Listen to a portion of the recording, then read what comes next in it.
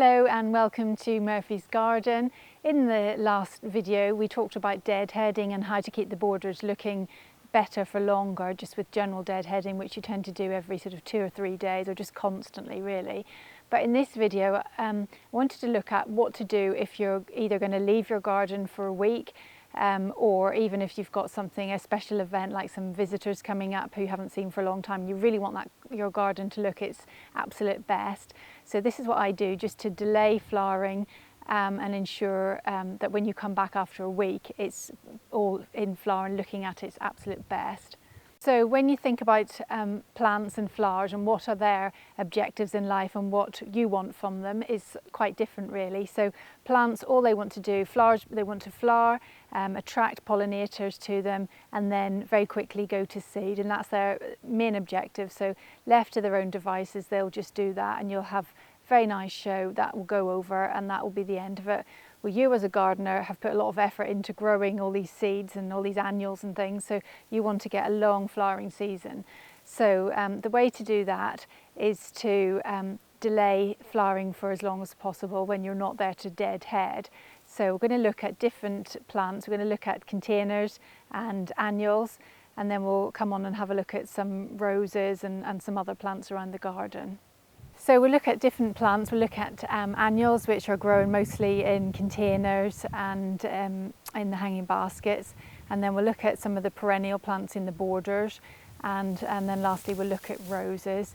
The equipment that you need to do this, a trusty pair of secateurs. This is the brand Felco, and as far as I'm aware these seem to be the best on the market. They're excellent secateurs. Obviously keep them well oiled and nice and sharp. And the other thing which is also quite useful, I don't use this all the time, but it's particularly good for roses, and it's the telescopic secateur, and it has the advantage if you can't reach, particularly on a rose which is right at the back of the border, it will hold the stem and you can bring that back and then pop that in your bucket, so that's really good. So when we look at containers and hanging baskets, when last time we went away I had somebody that came in and did some watering, but you can't really ask them to deadhead as well. So what I do is cut off not just the spent flowers, but cut off all the blooms. In fact, cut right back the whole stem, particularly if you're going away for 2 weeks, cut it right back. It will look, it's quite counterintuitive. You're cutting off all the interest, all the flowers. And if you do that, when you come back, as long as it's well watered, you'll find it's all back in bloom again. So this is one I did on the Monday, and then this is it again just under a week later. So by 7 days, when you'll be coming back from your holidays, it's fully back in bloom again. So I cut everything back and then I give it a really good feed with some Miracle-Gro or some seaweed. And then you'll find, to your surprise, that your garden looks lovely on your return. So if we use this container as an example, so there are quite a lot of spent flowers on it already, and if I was just doing it normally, I would just take off the spent flowers and keep that flowering season going, keep it flowering every day. But if I am going to be away, in fact next week I have got a busy week at work, so I'm not going to be coming out and looking at it much. We have also got some visitors coming up in the next week, so I want my container to look at its best in about a week's time. So I'm going to go through all of this all these plants. We've got geraniums and we've got petunias, and I'm going to cut them back really, really hard like this. And I'm going to do that all over. So as I said, it's counterintuitive. It kind of goes against the grain of most gardening things, is to make everything look lovely. You're going to make it look a whole lot worse before it gets nice again. But as you will see, it does look good in the end. So with dahlias, obviously for everyday deadheading, you're just going to cut back the spent blooms, and you always cut right back to the bottom of the stem when the flower is over. However, if you are going to go away for a week, then I would cut back all the ones that are in bloom. So not just the spent flowers, but the ones that are looking lovely and are in bloom. And if you're away for 2 weeks, then I would go even further and I'd cut back all the buds as well. So that's all the flowers that are flowering, all the dead ones, all the spent blooms, and all the buds.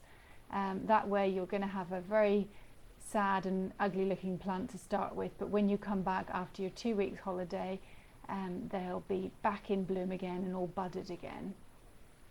So we're going to just tackle the roses now. So the roses, again, I'm going to cut right back to the bottom of the stem, even though there are some with a few buds on them. If it was just a normal week and I was at home, I would just deadhead individual blooms. But as I'm going to not be seeing these flowers, I'm going to cut it right back. And again, when you come back from holiday, you'll find that it's all back in bloom again. And with the annuals, we've got some cosmos here, so just using this as an example. So again, you're going to cut off all the blooms, so just go around chopping right down to the bottom like that. Here I've got some petunias which are just in the border, and as you can see I'm cutting them quite hard back, but it means it's nice and quick. You've got lots to do when you're going away on holiday, so just chop them off, don't be too particular, but they'll come back again. Here we've got a nice big clump of Nepeta which is starting to go over anyway, so I would be cutting this irrespective of going away on holiday, so I just cut it hard back, and then in about a week, or probably more likely 2 weeks, it will all come back again. So after you cut back, it's always a good idea to give a good feed to your plants, particularly the ones in the pots. So I use Miracle-Gro. So just put a scoop of that in some water, dilute it, and then feed your plants. Another little handy tip, if you have got somebody coming in to water, what I do is leave 2 watering cans full of water, which I have put some feed in as well. That way that you know while you're away, the person who's watering is also going to unknowingly feed your plants for you. So in this shot you can see that I've cut the plants back. The one on the left has been cut back hard, and the one on the right I will do, but I just wanted to let you see what that looked like before.